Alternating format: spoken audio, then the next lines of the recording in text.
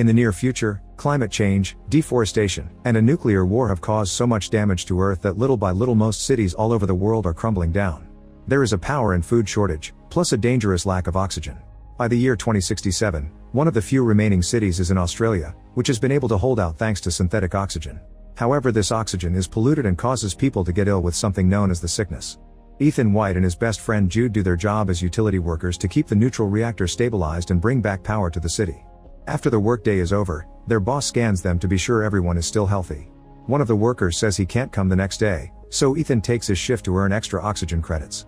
However, the boss still fires the poor man. On his way home, Ethan sees a protester talking about oxygen not being a privilege and how they should sacrifice for the next generations. While the passers-by ignore him, Ethan is confronted by the fired worker, who is desperate for work because his children have the sickness. An argument ensues, only to be interrupted when the protester suddenly catches on fire. Later at home, Ethan sees on the news that the protester did that to commemorate the death of the last living plant. The report also mentions the increasing number of deaths due to the sickness and how Crony Corp, the oxygen producer company, promises to find a solution. However, people keep revolting because they're scared humanity will go extinct soon. Then the reporter starts talking about the Crony Corp's dead lead scientist, who was Ethan's father Richard, and this causes him to turn off the TV. At that moment Ethan's wife Xanthi arrives and he gives her a new oxygen mask. As they fool around, Xanthi suddenly vomits blood because she's got the sickness, but Xanthi assures Ethan that she's fine. Sometime later, Ethan is summoned to the offices of Crony Corps and Jude comes along. They meet Regina, the company's chief technology officer, who says Ethan can help them save humanity before taking them to the lab. It turns out they're working on a time machine called the Chronicle, which was invented by Richard 20 years ago. They've been testing it by sending a clock for a few minutes, but they've also sent radio waves and received a reply from 400 years in the future with the words "Send Ethan White." Regina theorizes that people from the future found the cure for the sickness and will only give it to Ethan. The team doesn't know how to get Ethan back though, so he'll have to find the people who sent the message to be able to return. After the meeting, Ethan goes to a bar with Jude to think about Regina's request. Ethan doesn't want to leave Xanthi, but Jude points out that staying means Xanthi dying, while going may mean saving her for years to come.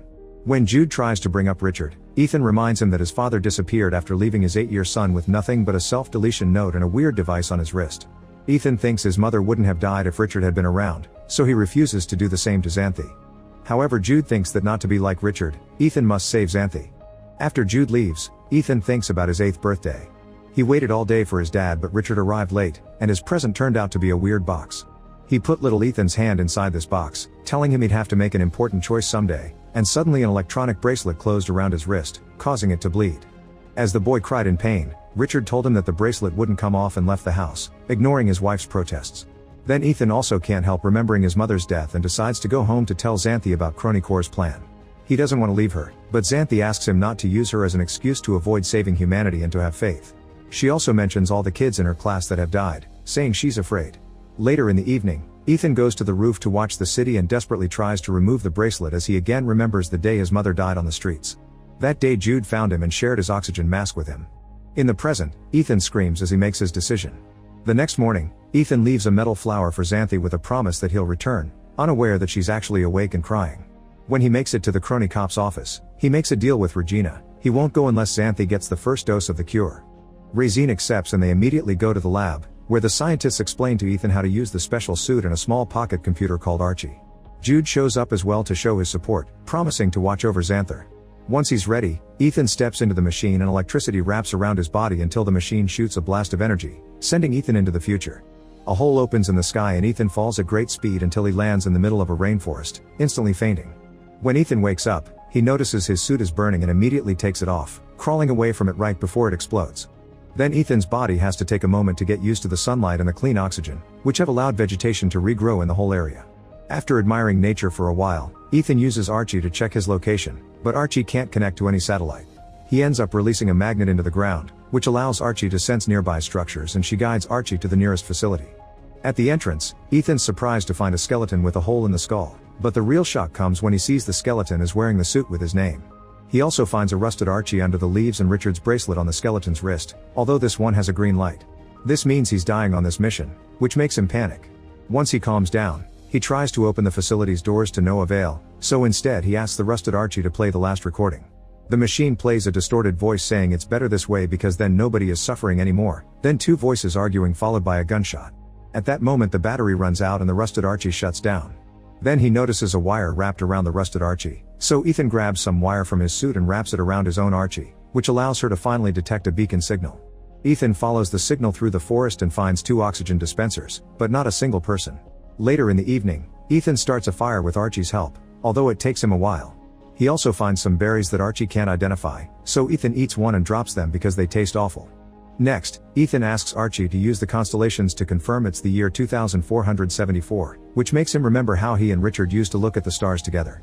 However, the memory suddenly ends when Richard starts feeling sick, puking and hallucinating while a thunderstorm covers the area. Ethan watches a ball of light crash near his camp, and as his hallucinations get worse, he notices a man running toward him to stab him in the chest. Ethan passes out, and moments later, he wakes up to discover the mysterious guy is Jude, who injected him with medicine to cure the poison Ethan got from the berry. The next morning, Jude explains that Crony Corp is tracking Ethan's vitals and noticed he was dying, so they use their remaining power on the Chronicle to send Jude for help. Ethan shows Jude the skeleton, but Jude doesn't think that could possibly be Ethan. Afterward, they use Archie to continue to track the signal, and eventually they find another facility, which scans Ethan's eye and instantly opens the door. It's very dark inside except for a glowing screen with Ethan's name on it. When he presses enter, the bracelet on his wrist activates and extracts blood to analyze his DNA. Thinking they're being attacked, Jude reveals he's brought a gun with him. Suddenly the light on the bracelet turns green, and now that Ethan's identity has been confirmed, the computer turns on the lights. The duo is shocked to discover that they're in Crony Corp's lab, and the computer announces that the portal will open in 4 hours. Jude is relieved, but Ethan is worried because his bracelet is green just like the skeleton's. Next, Ethan checks the computer logs and finds a holographic recording by Richard from the time he worked for Crony Corp. Richard explained that they buried a monitoring station, which would send data from the future when the air became breathable. In the next entry, the team prepared to receive a reply from 2474, but they only got the words "Send Ethan White." Regina asked if they could send matter now, but the report indicated that there was a problem with the power in 2474. Suddenly the lab system goes off and the computer alerts Ethan of an issue with the nuclear core power. Ethan makes Archie run a diagnosis and they discover the power feed is corrupted, meaning they won't be able to return to 2067. The computer also warns them that if they don't fix the issue before the countdown ends, there will be a nuclear explosion. Jude rushes to find tools, but Ethan is stuck on the implications of what they've learned. Crony Corp knew about the power failure because they received the message long before calling him, and that message was set from here, meaning they've fixed this place and found a cure. He wonders why Crony Corp didn't tell them about the power failure and sent Jude instead of a medic, but Jude just says he was the only one who volunteered. Then Jude insists they should work on the repairs, but Ethan wants to analyze their situation first, which almost causes Jude to get aggressive. As Ethan steps back, Jude calms down and asks him to notice how serious the situation is, so Ethan agrees to go to the access tunnel for repairs as long as they search for the sender of the message afterward. The duo crosses the forest and heads to the city, only to find it in ruins and covered in vegetation. As they explore the area, they find a lot of skeletons, and Ethan realizes nobody survived the year he came from. The Earth just waited for humans to die and then replenished itself. Getting worried, they go to Xanthi's school and find the skeletons of the students, meaning they died right there in the classroom. If nobody was around to move the bodies, Ethan can't help assuming they'll fail the mission. Then he finds one more skeleton. It's Xanthi's, and the metal flower is in her hand. As grief takes over his mind, Ethan remembers the night Richard called them to meet somewhere, but they were followed by a stranger who killed his mother and stole Ethan's oxygen mask. Richard never showed up, but Jude found Ethan and saved him. The memory causes Ethan to have a panic attack, but Jude helps him calm down. Ethan cries and regrets leaving Xanthi alone, still thinking they won't be able to change anything. However, Jude says they're better off because no one is suffering anymore, which shocks Ethan because those are the words he heard from the rusted Archie. To confirm it, Ethan plays the recording again, and he realizes the argument ends with Jude shooting him. At that moment, Jude takes out his gun and Ethan wants to know why he has it since there's nothing to fight here. An argument ensues until Archie reminds them that there are only 2 hours left for the nuclear explosion. Jude drags Ethan to the tunnels and they notice the nuclear core is fried, so they'll have to reroute the power. Their attempts to do so immediately fail and the computer tries to shut down the door for safety. Jude manages to block it with a metal bar, but when Ethan hears the computer say that the chamber needs depressurization, he removes the bar, leaving Jude outside to save him. Then Ethan activates the oxygen purge, which restores the power but causes him to faint. A desperate Jude breaks the glass, letting oxygen back inside to keep Ethan alive. Afterward, the duo returns to the lab and learns that they only have 37 minutes before the portal launch. Suddenly Ethan opens a door and discovers it leads to his skeleton, which makes him accept that he can't change fate. While Ethan switches the batteries of the 2 Archies, he accuses Jude of planning to shoot him. Then he makes the rusted Archie play the last thing the other Ethan saw, and the recording shows Jude threatening Ethan with a gun and asking him to fight back. Jude swears he doesn't plan to shoot Ethan and an argument ensues with Jude suggesting they stay there, but Ethan refuses to leave everyone to die. Next, Ethan forces another door open to find the utility room, but there are no masks.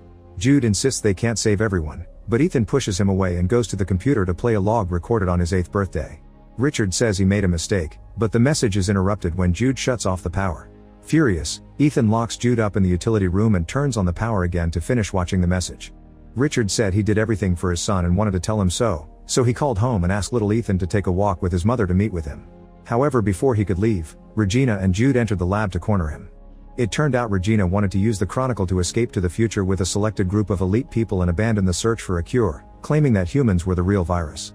Richard refused to cooperate and confessed that he programmed the system so only Ethan could activate it in the future, causing a furious Regina to take out a gun and ask one of the scientists if it was possible to send at least one person to fix the power issue. When the scientist confirmed it could be done, Regina shot Richard. At that moment Jude breaks free and tries stopping the recording to no avail, so the rest of the truth comes out. Regina sent a team to kill Ethan's mother and ordered Jude to become Ethan's guardian. A devastated Ethan jumps on Jude, calling him out for using him all these years, and another argument ensues over how to proceed.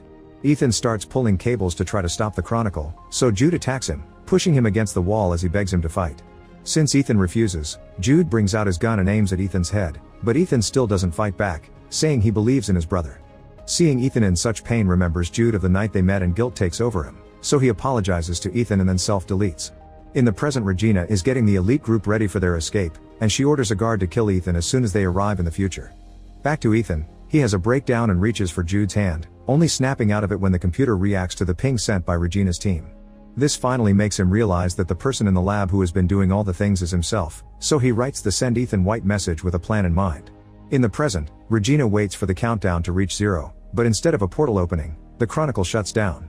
Inside the machine they find a gift from Ethan consisting of a bunch of plants, a can, and a video of Richard's murder.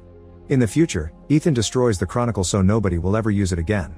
Soon newscasts in the present are covering Regina's arrest and how scientists are working with the plants to start ecological regeneration. A chronic cop employee brings the can to Xanthi because it has her name on it, and when she opens it, she cries when she sees a real flower.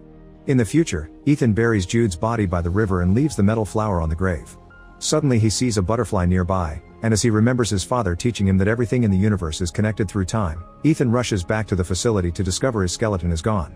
Excited about the possible changes, Ethan runs through the forest to reach the city again, and this time he discovers humanity has survived and developed buildings that safely blend with nature.